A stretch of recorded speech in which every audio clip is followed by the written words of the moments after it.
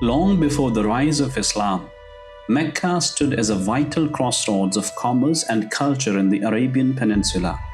Strategically located along key trade routes, the city attracted caravans, merchants, and pilgrims from across the region. At its heart was the Aqaba, a revered sanctuary that housed a multitude of tribal idols.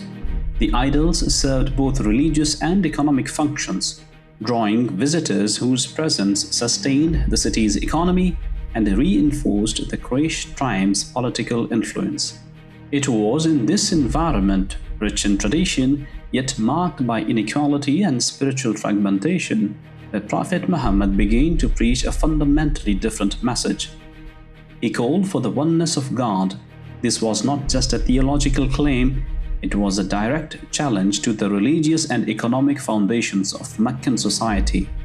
By denouncing the worship of idols, he threatened the sanctity of the Kaaba, undermining the religious and economic authority of the Quraysh. For the Meccan elite, this call to monotheism was not just spiritual, it was a clear threat to their power, prestige, and prosperity. This message became the foundation of Islam, meaning surrender to the will of Allah. Islam emphasized a set of core principles, including monotheism, social justice, personal accountability, and the pursuit of a unified society. These teachings were preserved in the Quran, believed by Muslims to be the final revelation from God.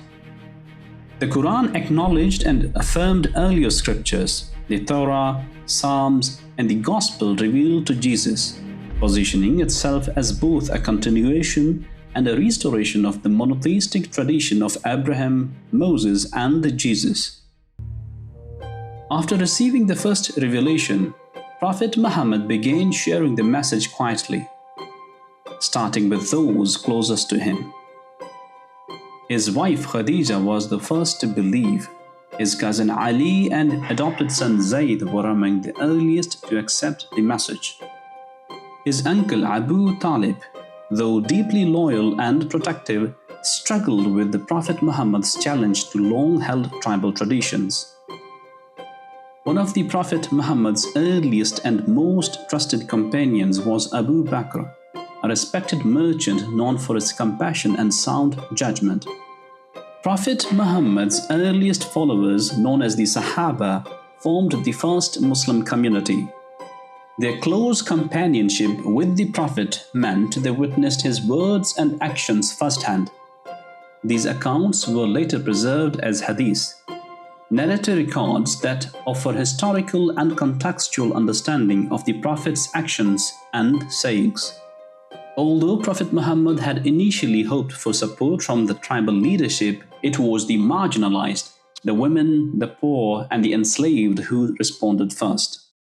For 3 years, the Prophet kept his mission private, but in 615 CE, he started to speak openly to his clan of Banu Hashim. He invited 40 elders to a modest meal and shared his message. The room fell silent. Many remembered him as a child raised by their support. How could he now claim to be a prophet? Only young Ali, just 13, stood up and pledged his support.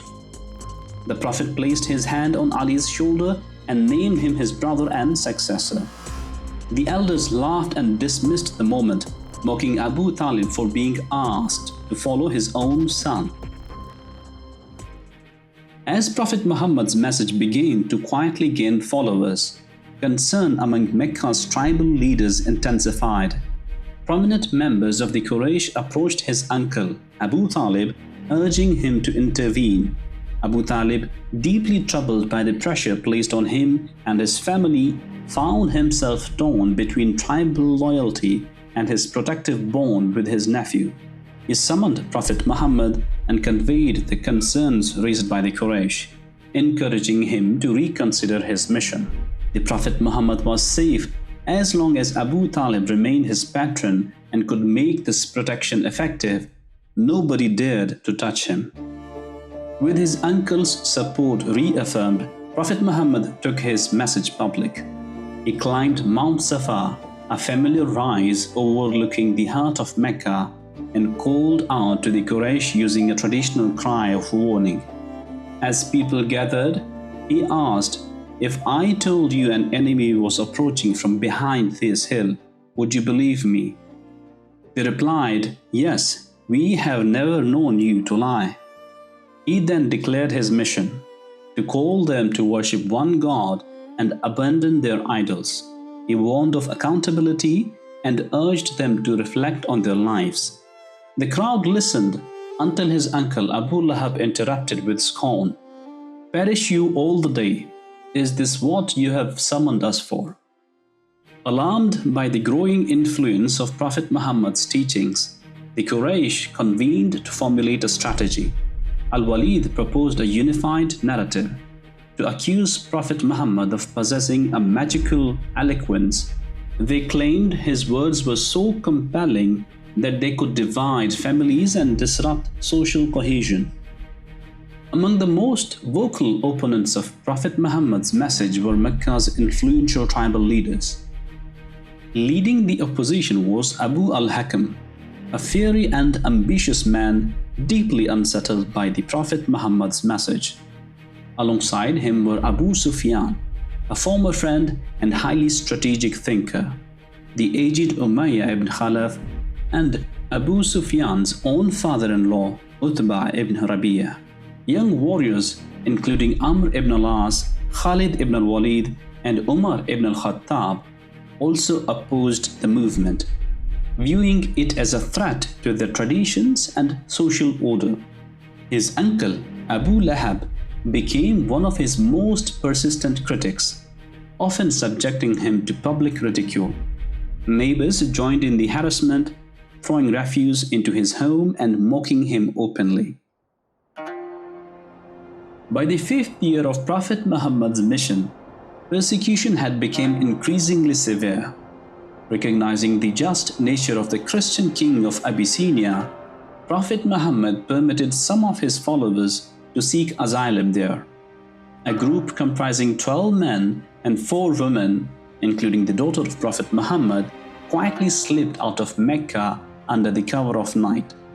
They made their way to the port of Shuaibah, where 2 boats destined for Abyssinia awaited them.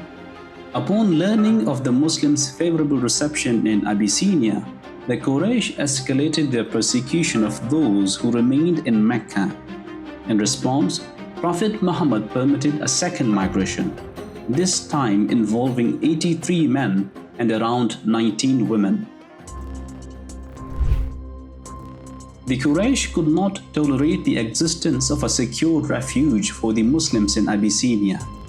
They dispatched 2 envoys to the Abyssinian court requesting the refugees' expulsion. The envoys argued that the migrants had abandoned the religion of their forefathers and were promoting a new doctrine unfamiliar to both the Quraysh and the host kingdom. In a critical meeting, the king summoned the Muslim representatives and asked them to explain their beliefs.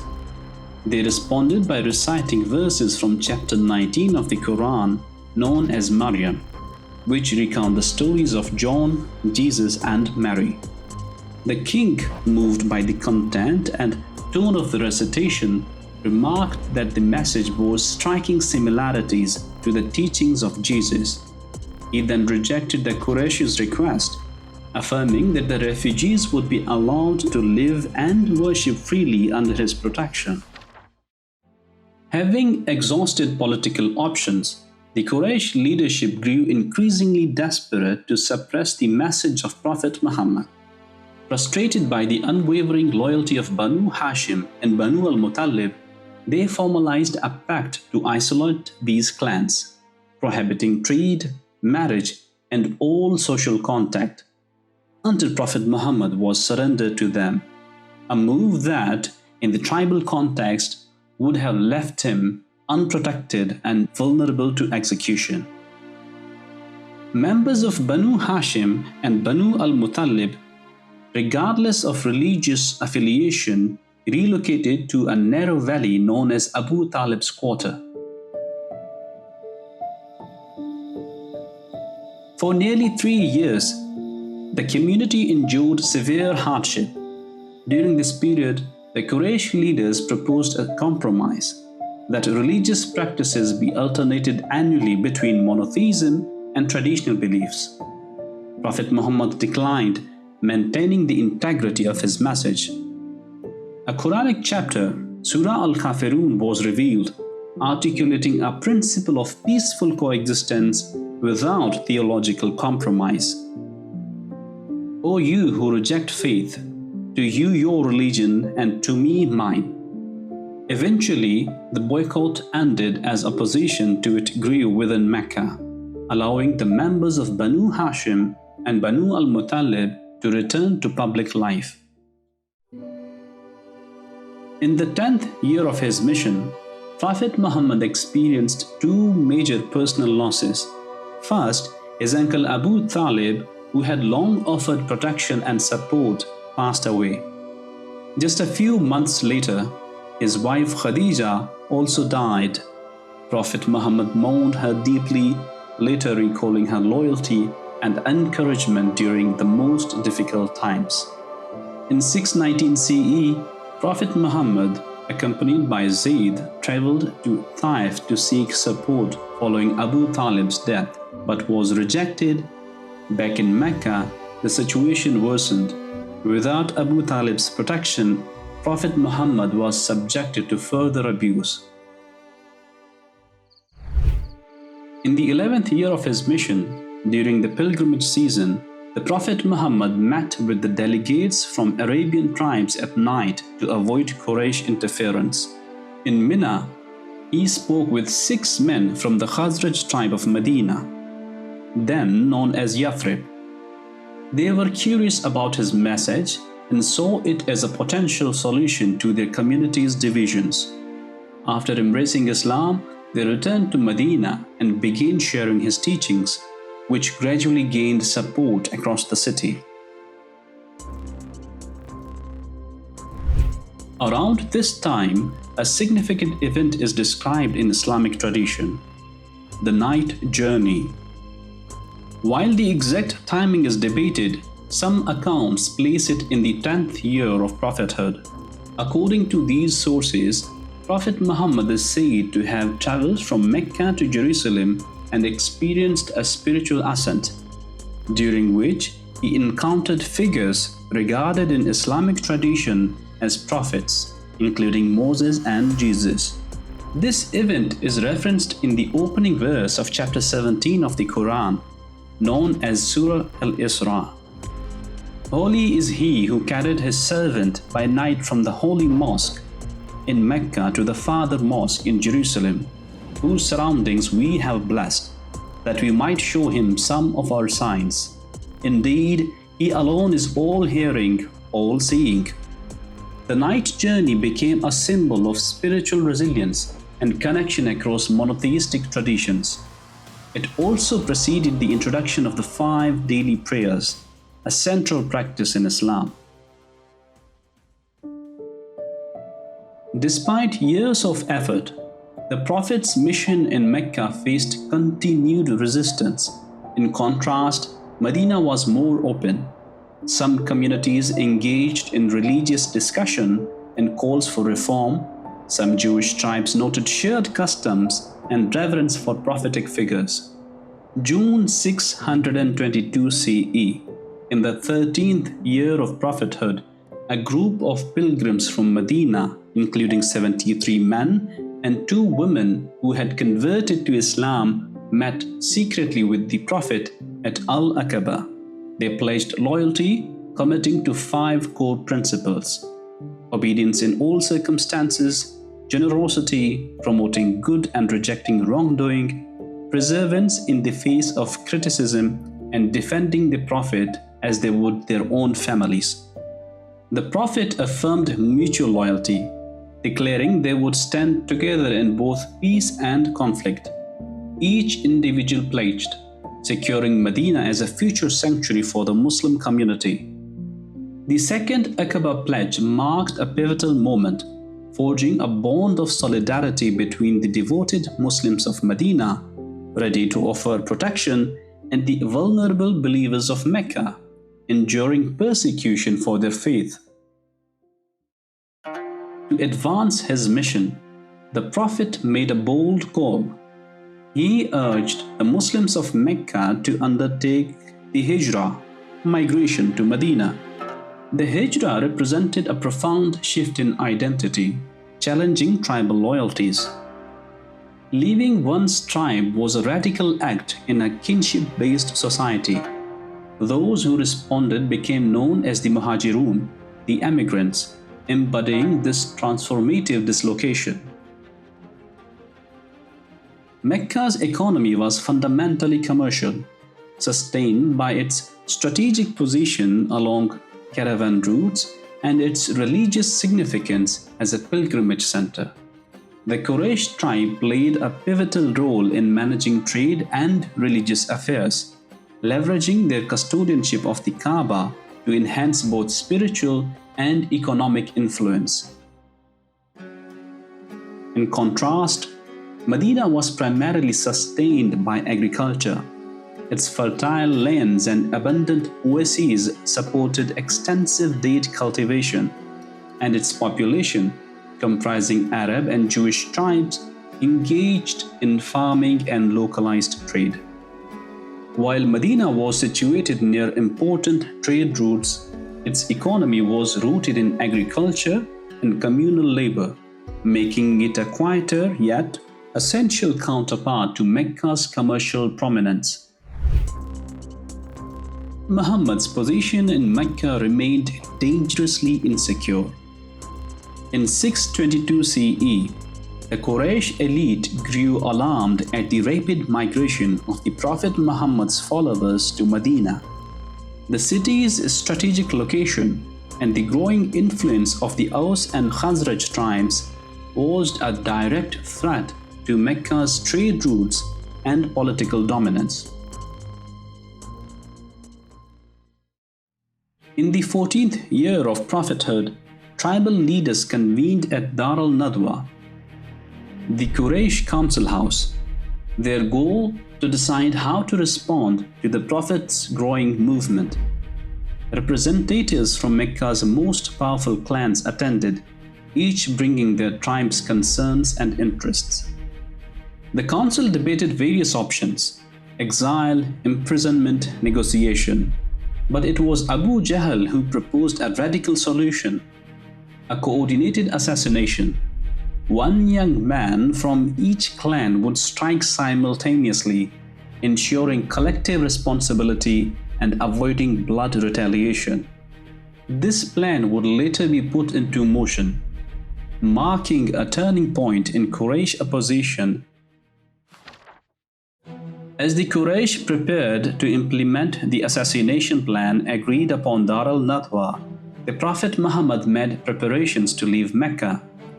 He informed Abu Bakr, who requested to accompany him, and together they planned the journey at night. 11 men, one from each major clan, were assigned to surround the Prophet's home and strike at dawn.